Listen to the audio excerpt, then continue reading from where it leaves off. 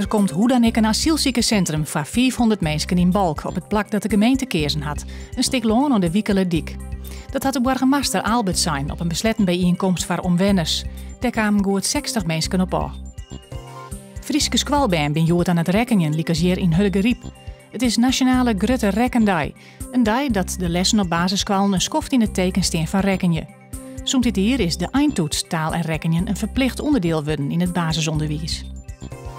Het bestuur van de Balzete voetbalclub RES wil fuseren met SC Balzet.